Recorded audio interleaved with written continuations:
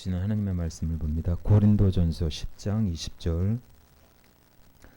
고린도전서 10장 20절. 자, 우리 한 목소리로 같이 읽겠습니다. 시작.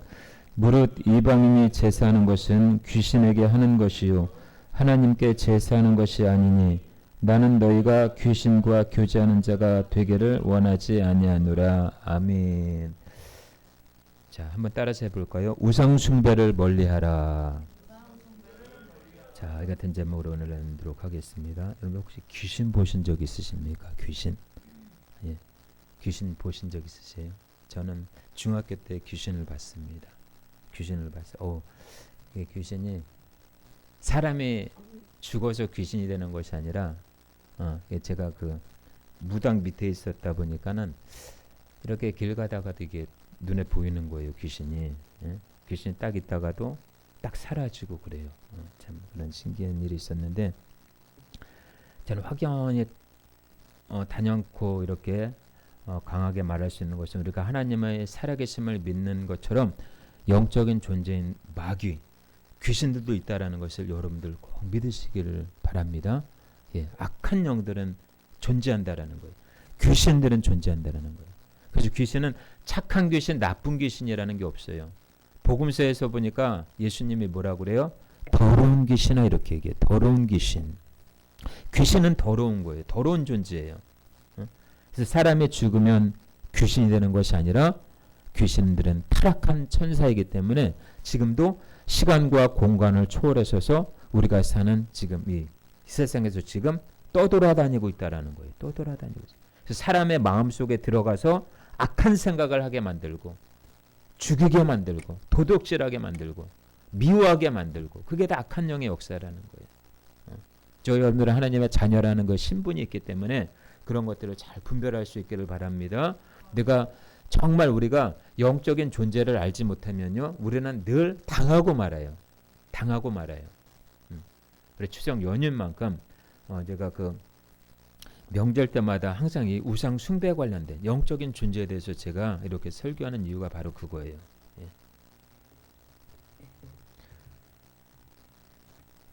자, 무릇 이방인이 제사하는 것은 귀신에게 하는 것이요 하나님께 제사하는 것이 아니니 나는 너희가 귀신과 교제하는 자가 되기를 원하지 아니하노라 이렇게 얘기하고 있어요. 여러분, 우리는 지금 종교 다원주의 시대를 살아가고 있습니다. 그래서 예수님을 믿지 않는 사람들은 오직 예수라는 말을 싫어해요. 아니, 불교도 있고 남유일원개교도 있고 원불교도 있고 천주교도 있고 왜 유난히 기독교만 유난을 떠나는 거예요. 왜 유난을 떠냐고 그런 말을 합니다. 기독교가 너무 독선적이고 배타적이라고 해요. 하지만 여러분들 구원에 이르는 길은 오직 예수 그리스도밖에 없는 줄로 믿습니다. 사도행전 4장 12절에 말씀하시기를 다른 이로서는 구원을 얻을 수 없나니 천하 사람에게 구원받을 만한 다른 이름을 주신 일이 없다라고 말씀하고 있어요. 사람을 통해서 구원 얻는 것이 아니에요. 오직 예수 그리스도를 통해서 구원을 얻는 것입니다. 그래서 사람은 태어날 때부터 죄인으로 태어나요. 그래서 죄를 용서받지 아니하면은 구원에 이를 수가 없어요. 죄를 용서받아야 천국 갈 수 있는 거예요. 자, 우리가 이 시간 함께 읽은 본문 말씀 고린도전서 10장 20절 말씀은 사도 바울이 서신서 중에서 우상 숭배를 멀리할 것을 말씀하고 있습니다. 근본적으로 우상이라는 것이 뭘까요? 살아계신 하나님을 예배하는 것이 아니라 인간이 만들어 놓은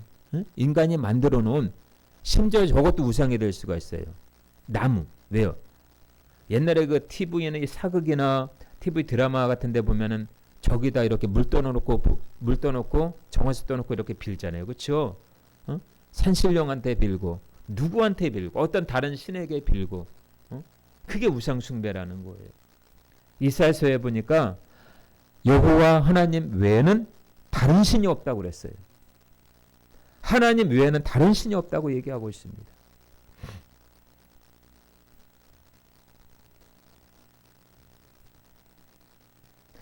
인간이 만든 생명도 없고 호흡도 없는 죽은 것들에 대해서 경배하는 것, 예배하는 것, 절하는 것, 이것을 우상 숭배라고 얘기합니다. 그래서 오늘 본문의 사도 바울은요, 헬라인들이 드렸던 제사에 대해 말하고 있어요. 수많은 그리스 로마의 신들에게 희생제사를 드리고 제사에 참여하는 일은 그 우상들이 실제로 존재하지 않음에도 불구한데 결국에는 귀신의 상에 참여한다라고 이렇게 말씀하고 있습니다.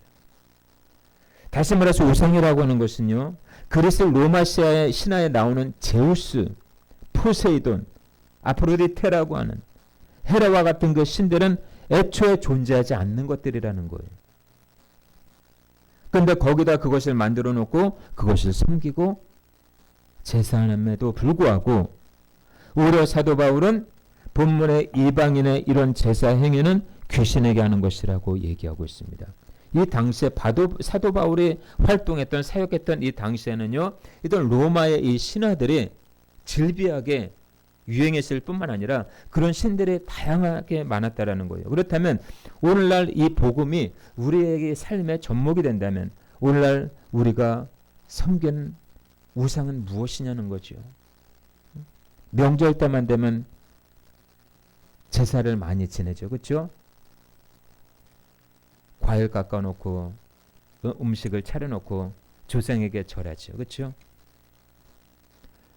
저 오늘 본문에 보니까 이방인의 제사하는 것이, 여기서 이방인은 교회를 안 다니는 사람, 예수를 믿지 않는 사람을 얘기합니다. 그런 사람들의 제사하는 것은 귀신에게 하는 것이니 나는 너희가 귀신과 교제하는 자 되기를 원하지 아니한다, 이렇게 얘기해요. 하나님이. 그러니까 절하는 것은 하나님이 기뻐한다, 기뻐하시지 않는다, 기뻐하지 않는다라는 거예요. 우상에게 절하면 3, 4대가 저주가 임해요. 저주. 여러분들은 축복을 원합니까? 저주를 원합니까? 내 자녀들이 잘 되는 걸 원하죠. 그렇죠? 우리 가정이 잘 되는 걸 원해요. 그렇다면 우리 가정이 혹시나 제사를 지낸다면 끊어야 될 줄로 믿습니다.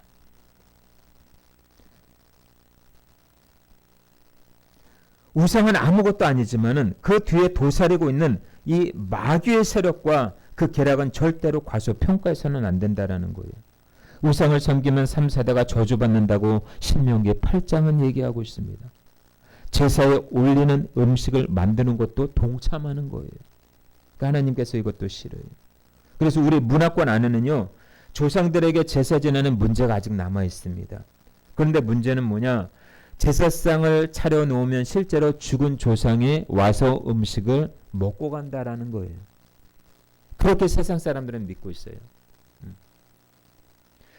제사상에 음식을 차려놓잖아요. 그러면 예를 들어서 우리 부모님이 돌아가셨어요. 그럼 돌아가신 부모님이 와서 그 제사상의 음식을 먹고 간다라는 거예요. 음복하고 간다라는 거예요. 이것을 세상 사람들은 믿고 있다라는 거예요. 그런데 성경은 전혀 그렇게 얘기하고 있지 않아요.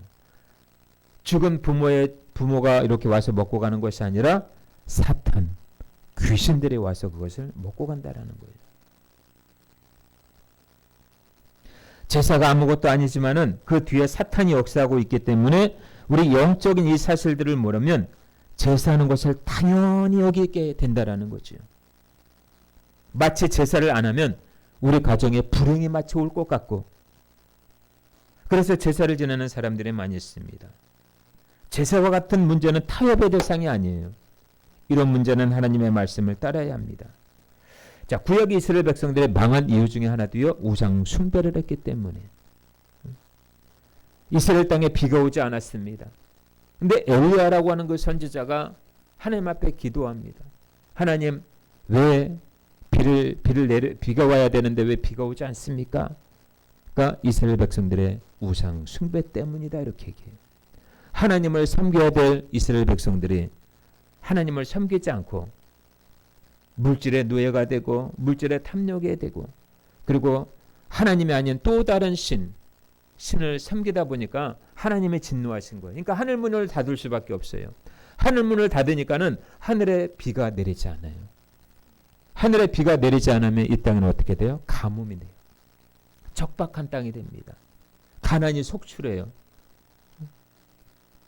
풍성해야 될 음식들이 다 메말라진다라는 거예요. 골로새서 3장 5절에도 말씀하시기를 탐심은 곧 우상 숭배라고 결론 짓고 있습니다. 하나님을 예배할 피조물 된 인간이 다른 피조물을 만든 것에 대해 경비하는 것 웃긴 일 아닙니까? 하나님이 하늘에서 웃으신대요. 인간들을 보면서 하나님이 웃으신대요. 그래서 성경은 이렇게 말씀하고 있습니다. 한번 찾아볼까요? 시편 135편 15절에서 18절 말씀입니다. 저 화면 한번 띄워주세요. 시편 135편 15절에서 18절 시작. 열국의 우상은 은금이요 사람의 손으로 만든 것이라. 입이 있어도 말하지 못하며 보지 못하며 귀가 있어도 듣지 못하며 그들의 입에는 아무 호흡도 없나니 그것을 만든 자와 그것을 의지하는 자가 다 그것과 같으리로다. 아멘. 자, 하나님은 인격을 가지신 신이셔요. 인간이 만들어 놓은 것은 인격이 없고 생명도 없는 아무것도 아니라는 거예요. 특히나 우상 숭배의 위험성과 그 결과는 대단히 비참한 것을 우리에게 말씀해 주고 있습니다. 그래서 부모는 아이들에게 항상 주의를 시키죠. 저도 우리 딸에게 얘기를 합니다. 정원아, 길 조심해, 사람 조심해. 응? 항상 이렇게 교육을 시켜요. 응?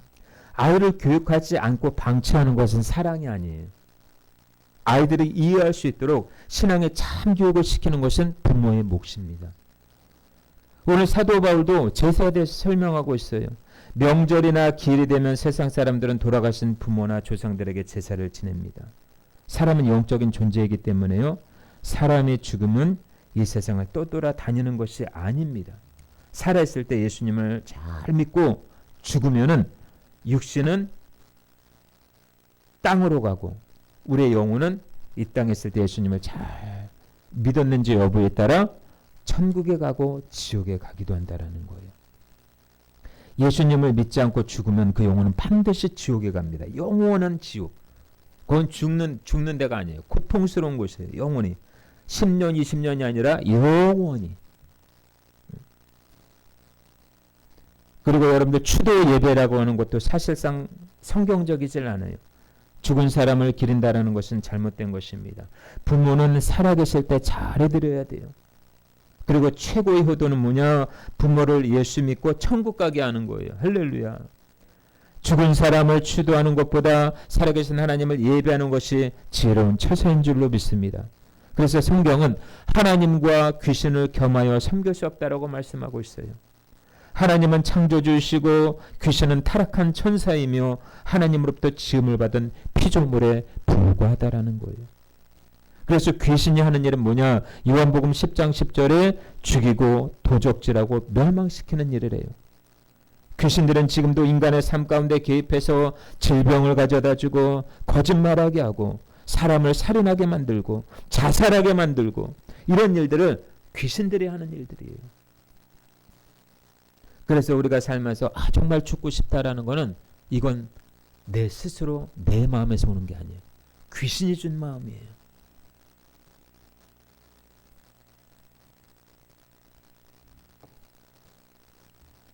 오늘 이 약한 영들은 복음을 회방하는 일에 전적으로 앞장서고 있습니다. 그래서 사도 바울은 오늘 본문에서 우상을 멀리하라고 말씀하고 있습니다.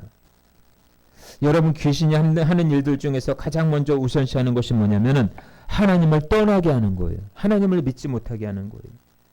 하나님을 믿지 않고 살아가는 것 자체가 우상을 숭배하고 있다라고 하는 증거입니다. 귀신의 조종을 받고 있다라는 증거예요. 그래서 따라서 합니다. 사람이 죽으면 절대로 귀신이 될 수 없다. 예, 사람이 죽으면 귀신이 돼야 한대요. 귀신이 되는 게 아니에요. 우리는 구체적으로 귀신의 존재를 알아야 합니다. 귀신의 존재는 창세부터 있었어요. 이 귀신의 존재에 대해서 구약과 신약에서 말씀하고 있습니다. 자, 예수님 공생의 사역 기간에 누가복음 8장 28절에 보니까 거라사인이라고 하는 그 마을이 있어요. 근데 예수님이 그곳을 딱 방문을 했어요. 그런데 귀신 들린 사람이 먼저 예수님을 먼저 알아봅니다. 하나님의 아들이시요. 나와 당신과 무슨 상관이 있나이까? 이렇게 얘기해요. 자, 귀신의 말에 맞는 거죠. 당신과 나와 상관이 없죠. 그렇죠? 여러분들도 기도할 때 그렇게 얘기해야 돼요. 그렇게 기도해야 돼요. 마귀야, 사탄아, 너와 나와는 상관이 없어. 나에게서 떠나갈지어다. 예수의 이름으로 떠나갈지어다. 여러분들을 괴롭히는, 여러분들을 공격하는 사람들이 있다면 명령 기도를 예수의 이름으로 명령하노니 떠나갈지어다. 응?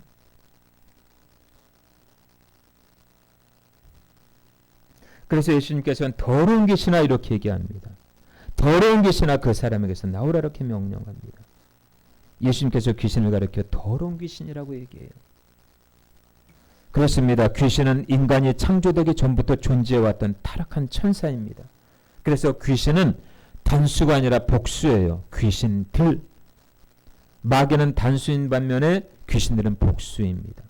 귀신들이라고 얘기하죠. 떼를 지어 다닌다고 해서 군대 귀신이라고 얘기합니다. 과연 이 귀신이 어떤 존재이길래 인간의 삶에 들어와 인간의 삶을 망하게 하는 것일까요? 우리가 믿고 섬기고 따라야 할 분은 오직 하나님이신 예수 그리스도 한 분뿐임을 믿기를 주님의 이름으로 축원합니다. 자, 우리가 끝까지 믿고 섬겨야 할 분은 오직 예수님 한 분뿐이셔요. 저도 예수님을 몰랐을 때는요, 아무 의미나 뜻도 모르고 제사를 지낸 적이 있어요. 부모가 불교에 심취했다 보니까 자연스럽게 저희 가족은 제사를 지낼 수밖에 없었어요. 제사가 우리나라 유교 전통이긴 하지만은 조상들에게 은덕을 기린다는 의미에서는 참 감사한 일이기도 합니다. 예. 하지만 중요한 것은 뭐냐? 절대로 죽은 사람이 제사상에 와서 음식을 먹고 가는 것이 아니라는 거예요. 제사상에 보이지 않는 영적인 악한 세력, 타락한 천사인 귀신들이 와서 잔치를 벌이는 거예요. 그래서 유난히 이 명절 때만 되면은 사건 사고들이 많이 일어나는 일들 중에 하나가 그거예요. 귀신이 역사들을 하기 때문에. 귀신의 잔칫날이에요. 얼마나 많이 우상숭배를 합니까? 가정마다. 절대로 사람이 죽어서 영원히 떠돌아다니는 것이 아닙니다. 전부 귀신의 장난이고 귀신의 역사라고 믿어야 돼요. 그래서 사람이 죽으면 이 땅에서 예수를 제대로 믿었는지 여부에 따라서 영원한 천국에 가기도 하고 영원한 지옥에 가기도 한다라는 거예요. 자, 우리 성경 말씀 한번 찾아볼까요? 자, 한번 띄워줄까요? 누가복음 16장 22절에서 28절. 누가복음 16장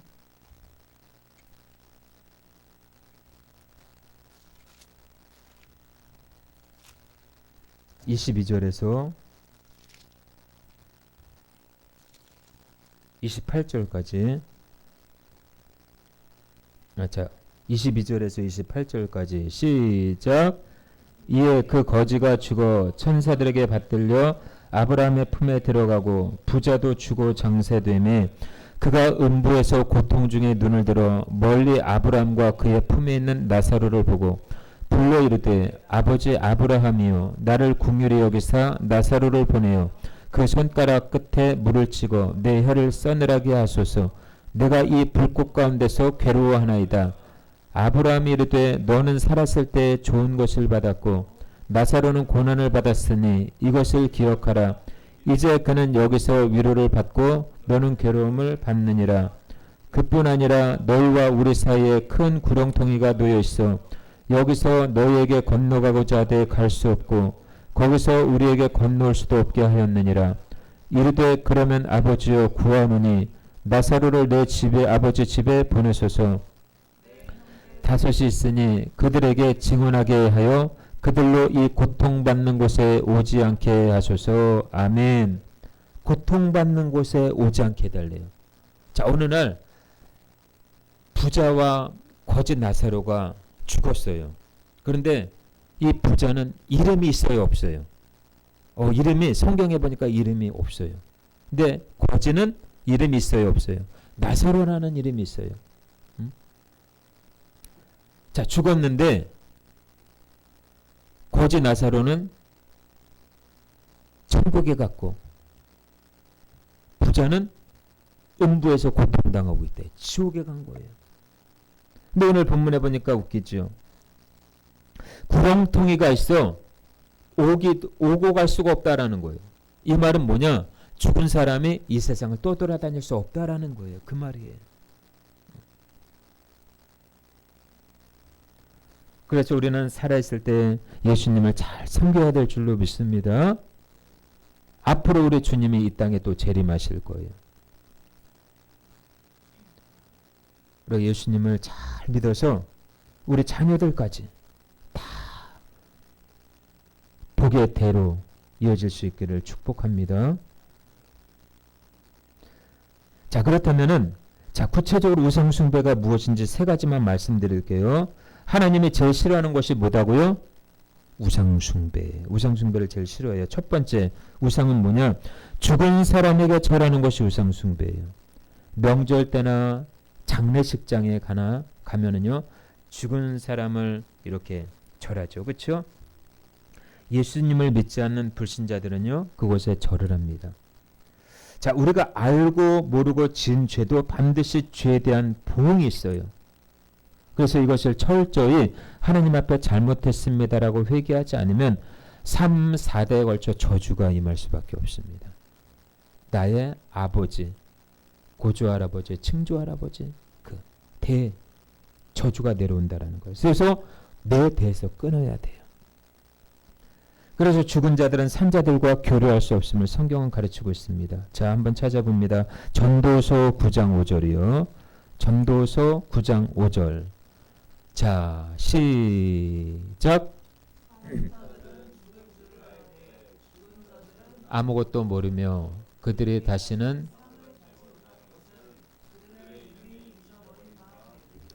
아멘. 자, 결론적으로 죽은 자들을 공경하고 그들이 중재한다고 말하는 것은 뭐예요? 예수님의 중재 유일성을 파괴하는 행위라는 거예요.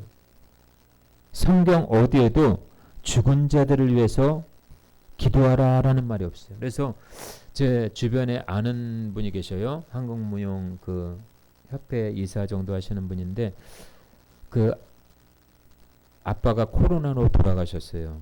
근데 이제 저를 무용을 가르쳤던 이제 스승인데 그분이 돌아가신 지 한 2년 됐는데 저보고 기도 좀 해달래요.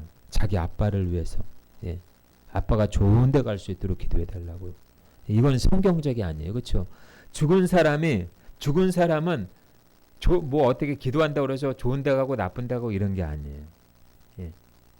정말 살아있을 때 예수님을 제대로 믿었느냐에 따라서 천국 갈 수 있는 거고 제대로 예수님을 믿지 않았다면 지옥 가는 거예요. 영원한 지옥. 혹시 여러분들 주위에 정말 내가 사랑하는 사람이 있습니까? 그 사람은 예수 믿게 해야 돼요. 여러분들만 천국 가면 어떡해요? 그분들은 지옥 가는데. 이건 성경적이라는 거예요. 성경에서 명확하게 얘기하고 있어요.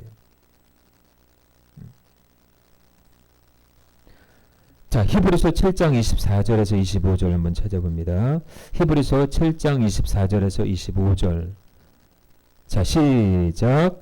예수는 영원히 계심으로 그 제사장 직분도 갈리지 아니하느니라. 그러므로 자기를 힘입어 하나님께 나아가는 자들을 온전히 구원하실 수 있으니 이는 그가 항상 살아 계셔서 그들을 위하여 간구하심이라. 아멘. 자, 죽은 사람은 죽은 사람으로 끝나야지 안 그러면 자꾸 귀신이 그 사람의 형상으로 다가온다라는 거예요. 죽은 사람을 어떻게 잊을 수 있겠습니까? 내가 가장 사랑하는 사람이 예를 들어 죽었다고 합시다. 그럼 그 사람을 어떻게 잊을 수가 있겠어요? 응? 자, 창세기에 등장하는 아브라함도요. 창세기 23장 2절에서 3절에 보면은 아브라함이 가장 사랑하는 아내 사라가 죽었어요. 그런데 정말 죽었으니 눈물이 나올 법들 하잖아요. 그렇죠? 맨날 밤낮 엉엉 웁니다. 사랑하는 사람이 죽었으니까 엉엉 울어요. 응? 하루 이틀 계속 몇 달 동안 아내가 너무나 보고 싶어서. 근데 현실은 없잖아요. 죽고 나니까. 자꾸 오니까 하나님의 음성이 들려요. 사랑하는 아들아, 이제 그만 울어라. 응? 천국에 가 있다라는 거예요. 그 하나님의 음성을 듣고 사라가 127세의 나이로 죽었지만은 이제 아브라함이 사라를 위하여 슬퍼하며 애통하다가 하나님의 그 음성을 듣고 다시 한번 일어납니다. 일어났다라는 것이 뭐예요?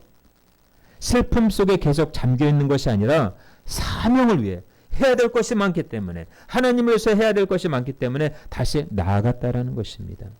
여러분, 우리 믿음의 사람은 슬픔 속에 계속 잠겨있으면요, 우울의 영이 찾아와요. 우울의 영. 우울의 영이 찾아와요. 더 나아가 자살의 영이 찾아옵니다. 왜냐하면 나도 같이 가야 되겠다라는 거예요. 그래서 그 예전에 그 연예인 최진실이 죽었을 때 그 친동생 최진영이라고 하는 덩달아 죽었잖아요. 그렇죠? 누나를 너무나 사랑하기 때문에 나도 같이 가겠다라는 거예요. 그게 사망의 영이라는 거예요. 사망의 영.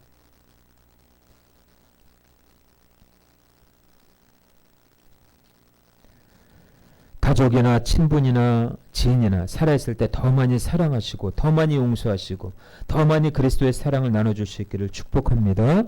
그래서 모두가 천국에서 만날 수 있도록 해야 돼요. 자, 두 번째로 탐심, 무엇이 우상 숭배일까요? 자, 탐심이 우상 숭배입니다. 탐심. 자, 골로새서 3장 5절은 탐심 곧 우상 숭배라고 말씀하고 있습니다. 이 탐심이라는 것이 뭐예요? 예수님으로 만족하지 못하다라는 거예요. 하나님으로 만족하지 못하니까 다른 것에 더 집착하는 거예요. 이것이 탐심이에요. 자, 우리의 인생의 답은 전부 예수 그리스도 안에 있습니다. 하늘의 모든 신령한 것과 땅의 모든 기름진 축복들이 다 예수 그리스도 안에 있어요. 그렇기 때문에 예수님 외에 또 다른 것에 마음이 빼앗겨 살아간다라는 것은 우리를 피로 사신 주님을 부인하는 행위예요. 동시에 하나님을 인정하지 않는 행위입니다. 그래서 잠언 3장 6절에 너는 범사의 그를 인정하라 내 길을 지도하시리라 이렇게 말씀하고 있습니다. 여러분, 사람의 마음의 욕심은 끝이 없어요. 인간이 짓는 죄 중에 하나가 바로 탐심입니다. 이 귀신은 이 탐심이라는 도구로 우리에게 다가와요. 우리 안에 물질의 욕심이라고 하는 탐심, 명예 자랑이라고 하는 탐심, 욕심이라고 하는 이 탐심, 부자가 되려고 하는 이 탐심. 그래서 잠언 23장 4절에는 뭐라고 그래요? 부자 되게 애쓰지 말고 내 사사로운 지혜를 버릴지어다 이렇게 얘기하고 있습니다. 자, 우리의 삶에는요, 우리의 영적인 건강한 삶을 갉아먹는 암과 같은 그런 탐심이 존재한다라는 거예요. 인간이 짓는 죄 중에 하나가 바로 탐심이에요. 그래서 탐심은 하나님이 주인임을 부인하고 우리 자신이 주인 되게끔 하는 사탄의 전략이 바로 이 탐심이라는 것입니다. 아담과 하와에게도 사탄이 역사하니까 탐심이 생기잖아요. 선악과를 먹음으로써 하나님과의 관계가 끊어져 버립니다. 그래서 하나님은 우리와 늘 영원히 함께 하시길 원하셔요. 그런데 이 탐심이라는 이것 때문에 우리가 하나님과의 관계를 놓칠 때가 있다라는 거예요. 이 탐심을 예수 그리스도 이름으로 물리치시길 주의 이름으로 축원합니다. 마지막 세 번째로요. 무엇이 우상 숭배일까요? 하나님을 사랑하지 않는 것이 우상 숭배예요. 자, 오늘날 우리의 우상 숭배는 뭘까요? 돈이에요. 돈. 돈이면 행복하고 돈이면 다 된다라는 사상이 우리 안에 깔려 있습니다. 돈 있다고 행복한 게 아니에요. 돈은 어떻게 쓰이냐에 따라서 가치가 있는 것이지 돈을 쫓아가면 안 됩니다. 하나님보다 돈을 더 사랑해서는 안 된다라는 거예요. 돈을 왜 벌어야 되는지, 돈의 가치를 제대로 알아야 돈의 노예가 되지 않습니다. 할렐루야. 한번 우리 구절 한번 찾아볼까요? 디모데전서 6장 10절입니다. 디모데전서 6장 10절. 자, 시작. 돈을 사랑함이 일만하게 뿌리가 되느니 이것을 사모하는 자들이 믿음에서 떠나 많은 근심으로써 자기를 찔렀도다. 아멘. 여러분이 돈을 사랑하면 믿음에서 떠날 수밖에 없어요. 우리가 믿는 하나님을 떠날 수밖에 없어요. 돈을 너무 사랑하다 보면. 그래서 돈 때문에 자살하는 사람들도 있고 돈 때문에 폐가망신하는 사람들도 있고 돈이 완전히 내 인생의 주인으로 삼다 보니까 어느 날 돈이 없다 보면은 그 주인이 없어지는 거나 마찬가지예요. 그렇죠? 근데 우리의 주인은 누구예요? 예수 그리스도. 돈 때문에 우리의 근심을 찔르는 일 없도록 주의 이름으로 축원합니다. 돈을 사랑하는 것과 돈을 버는 것은 천지 차이예요. 돈 없으면 죽는다. 돈이 인생을 대변해 준다. 돈이 주인 된 사람은 돈 때문에 하나님을 멀리할 수밖에 없습니다. 왜요? 돈이 곧 그 사람에게는 생명과도 같은 주인이기 때문에 그렇습니다. 그래서 성경은 계속해서 말씀하고 있습니다. 잠언 22장 4절에 겸손과 여호와를 경외함의 보상은 재물과 영광과 생명이라고 말씀하고 있습니다. 그래서 여러분들 하나님을 진심으로 경외하시길 바랍니다. 물질로 하나님을 경외하시고 시간으로 경외하시고 몸으로 경외하셔서 하나님께서 보상하시고 베푸시는 은혜의 축복이 여러분 가정마다 직장마다 사업장마다 하는 일마다 넘치시기를 주의 이름으로 축원합니다. 그래서 하나님을 사랑하는 것은 마음으로만 표현해서는 안 돼요. 입술로만 표현해서는 안 돼요. 눈에 보여지는 것들을 통해 표현되어야 합니다. 사랑할 수 없는 자를 사랑할 수 있는 것, 용서할 수 없는 자를 용서할 수 있는 것, 보여지는 물질로 하나님을 공경하는 것, 서로가 서로를 배려하고 인색하거나 자기 유익을 바라지 않고 주님을 섬기듯 섬기는 것들이 하나님을 사랑하는 행위라는 것입니다. 자, 우리 마지막으로 한 구절 한번 찾아볼까요? 시편 141편 5절 한번 찾아봅니다. 시편 141편 5절. 자, 시작. 칠지라도 은혜로 여기며 책망할지라도 머리에 기름같이 여겨서 내 머리가 이를 거절하지 아니할지라 그들의 재난 중에도 내가 항상 기도하리로다. 아멘. 하나님을 진심으로 사랑하는 사람은 이와 같은 사람이에요. 어떤 사람이요? 은이 나를 쳐도 내가 은혜로 여긴다라는 거예요. 그가 나를 책망할지라도 머리에 기름같이 여긴다라는 거예요. 그들의 재난 중에라도 내가 오히려 기도할 수 있다라는 거예요. 여러분들의 원수가 재난을 당해요. 여러분들의 원수가 여러분들을 미워하는 사람이 정말 잘 안 되고 있어요. 너무나 어려운 고통 속에 있어요. 그러면 대부분의 사람들은 뭐라고 그래요? 꼴 좋다 이렇게 얘기하죠. 잘 됐다 이렇게 얘기해요. 그렇게 얘기하면은 그 재앙 고통이 나에게 올 수 있다라는 걸 알아야 돼요. 여러분들 미워하는 사람들을 위해서 축복해 줄 수 있기를 바랍니다. 그래서 축복해 줘야 돼요.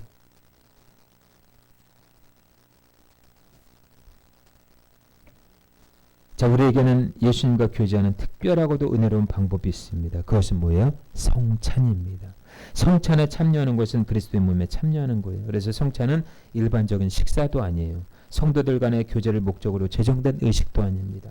성찬식은 우리 예수님의 고난과 죽음을 기념하기 위해 제정된 의식이라는 것입니다. 그래서 교회는 성찬을 통해 예수님과 교제할 수 있어요. 출애굽 당시에요. 어린 양의 피를 문설주와 안방에 바른 집은 다 죽음의 사자가 넘어갔습니다. 오늘 예수 그리스도의 보혈의 피가 뿌려진 곳에는 죽음의 사자가 떠나간 줄로 믿습니다. 그래서 예수님의 피를 항상 여러분들 몸에 뿌려야 돼요. 예수의 피, 머리 예수의 피. 응? 여러분들의 가정에도 예수의 피, 자녀들에게도 예수님의 피. 왜요? 그 예수님의 피를 입술로 뿌릴 때, 선포할 때 악한 영이 역사하지 못해요. 말씀을 정리합니다. 자, 예수님의 십자가를 통해서 하나님의 진노에서 벗어난 우리가 다시 하나님의 진노를 불러일으키는 우상 숭배에서 완전히 벗어나야 될 줄로 믿습니다. 하나님의 은혜를 받은 자들은 반드시 우상 숭배를 피해야 돼요. 저와 여러분의 삶 가운데 은밀하게 스며들어오는 우상들이 무엇인지를 파악하시고 그것을 제거하시고, 그래서 여러분들 사람이 우상이 될 수가 있어요. 내가 어떤 사람을 하나님보다 끔찍히 사랑하는 것도 이것이 우상 숭배예요. 내가 돈이 하나님보다 더 사랑해. 이것도 우상 숭배예요. 여러분들의 정말 제1순위로 사랑해야 될 것이 뭐라고요? 하나님. 할렐루야. 하나님만을 사랑할 수 있기를 바랍니다. 이것이 여러분들의 인생을 책임지시는 거예요. 마지막 때는 하나님 우리의 믿음을 보셔요. 믿음이 있나 없나를 보셔요. 믿음이 없으면 복음의 진리에서 벗어날 수밖에 없습니다. 자, 세상은 교회가 진리를 포기하도록 압박을 가할 것입니다. 마지막 때는요, 세상의 모든 권세가 교회로 하여금 오직 예수라는 복음을 선포하지 못하도록 침묵하게 하고 회유하게 할 거예요. 하지만 교회는 예수님과 교제하는 것을 중단하거나 포기해서는 안 됩니다. 우리 새생명교회 모든 성도님들이 오직 하나님만을 섬기고 하나님의 말씀 안에서 여러분의 신앙과 삶의 운명을 바꾸어 가시는 복된 성도님들이 되시기를 주 예수 그리스도 이름으로 축원합니다. 아멘. 기도하겠습니다. 우리 주신 말씀 붙잡고 한번